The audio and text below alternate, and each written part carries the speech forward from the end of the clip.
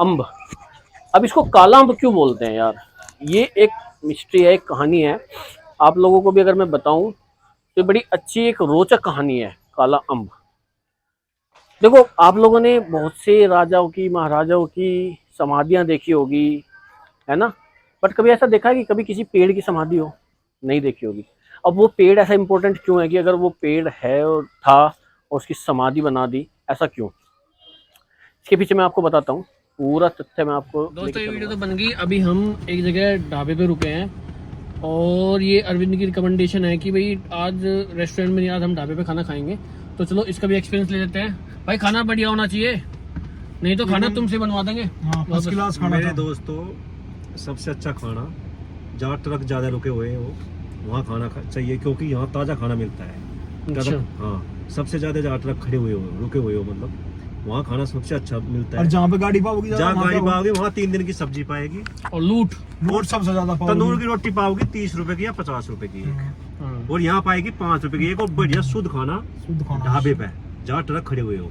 ये भी आपको रियलिटी बताई हमने जिंदगी में। आगे भी अगर खाना तो ऐसी जगह खाना जहाँ पे ट्रक रुके हो, बस भी रुकी है वहाँ पे भी लूट है, जहाँ बस रुकी। चलो चलते हैं भाई, ठीक है, आओ चलो मिलते हैं।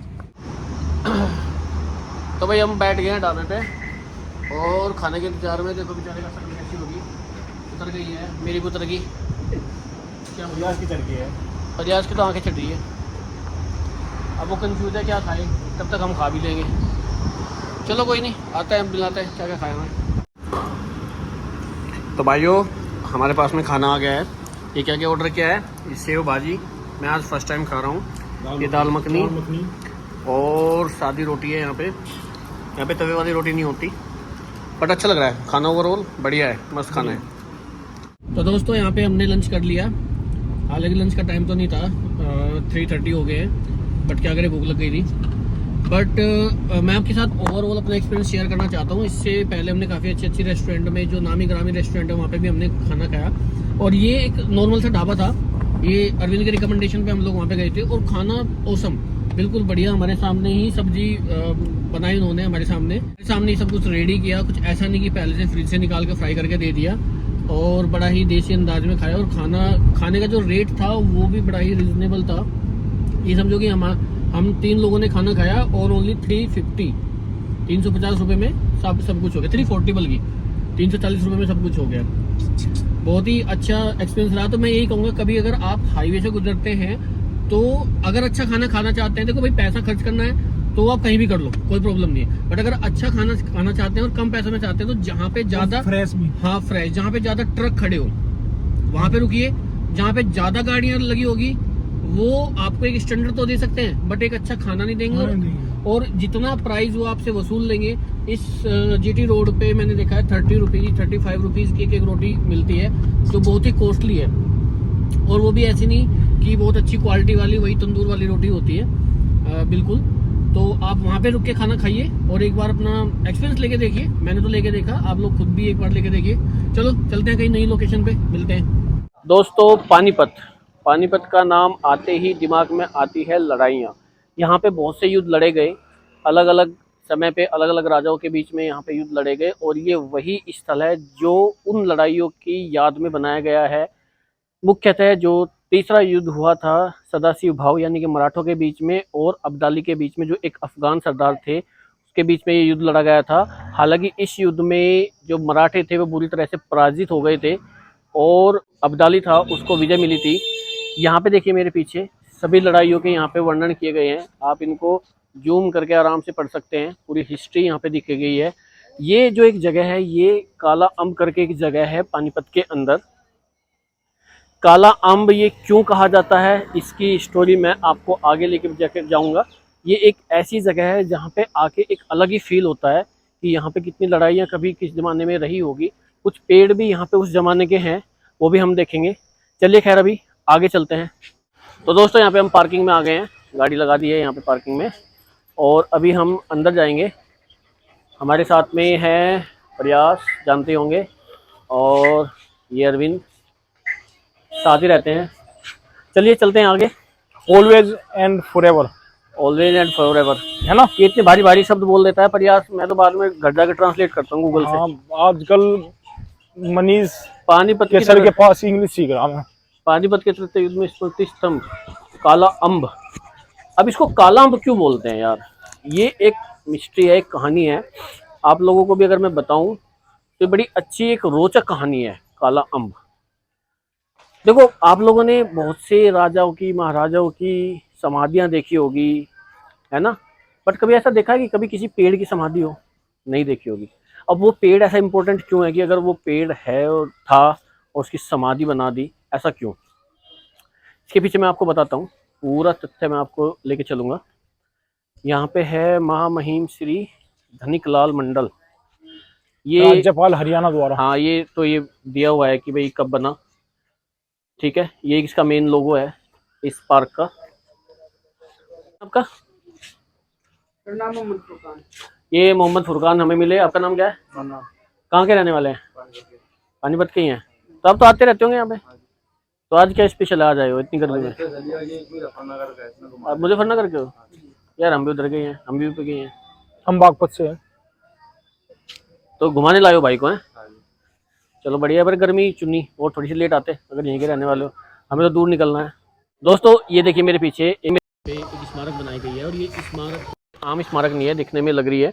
ये एक यहाँ पे देखो पानीपत का तीसरा युद्ध हुआ था, और आप लोगों ने अगर मूवी भी देखी है, इस पर मूवी भी आई है, सीरियल भी आए हैं, हिस्ट्री में भी काफ़ी इस चीज़ की चर्चा हुई है कि जो थर्ड पानीपत का युद्ध हुआ था वो सदाशिव भाऊ और अब्दाली के बीच में हुआ था। जो अफगान सेनापति था, अफगान राजा था, उसमें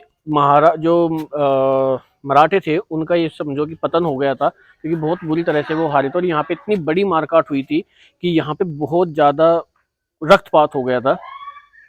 और यहाँ पे जो एक पेड़ हुआ करता था, आम का पेड़, देखो यहाँ पे बाकी भी अभी आम के पेड़ है, ये मैं ये नहीं कहता ये उसी टाइम के हैं, ये बाद के हो सकते हैं, बट यहाँ पे उस टाइम पे एक आम का पेड़ था बहुत ही बड़ा।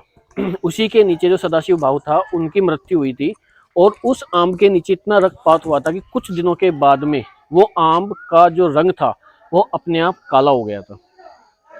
उसके बाद में जब उसकी लकड़ियां काटी गई या कुछ भी फल वगैरह भी आए, तो उनके अंदर से लाल रंग का कुछ तरल पदार्थ निकलता था, जिसको लोग उस टाइम पे ये कहते थे कि ये खून निकल रहा है। अब मुझे नहीं पता कि वो खून होता था या फिर उसका कलर ऐसे चेंज कैसे हो गया, बट हाँ ये बात तो मैं श्योर हूँ कि कभी भी हमारे घर पे, हमारे खेत में भी हमारे खेत में भी आम का पेड़ था, जो उसको काटते थे तो या कभी कुछ भी छीलते थे उसको, तो कभी उसमें से लाल रंग का पदार्थ नहीं निकलता था, उसका एक अलग ही कलर होता था, थोड़ा येलो वाइट।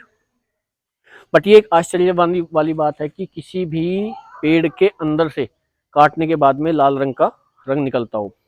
तो लोगों का यही कहना है कि इसके अंदर जो खून था वो समा गया था और वही बाद में निकलता था। स्टोरी यहीं पे फिनिश नहीं होती है। कुछ दिनों के बाद में इस पेड़ को एक यहीं के लोकल एक पंडित जी ने परचेज कर लिया था, और उसको काट के उसका एक दरवाजा, बहुत ही बढ़िया दरवाजा बनाया था, जो उन्होंने 1906 में रानी को गिफ्ट किया था। अब वो जो गेट है वो म्यूजियम में रखा गया है। अगर अभी टाइम मिलेगा और वो म्यूजियम खुला होगा तो मैं आपको गेट भी बिल्कुल दिखाऊंगा।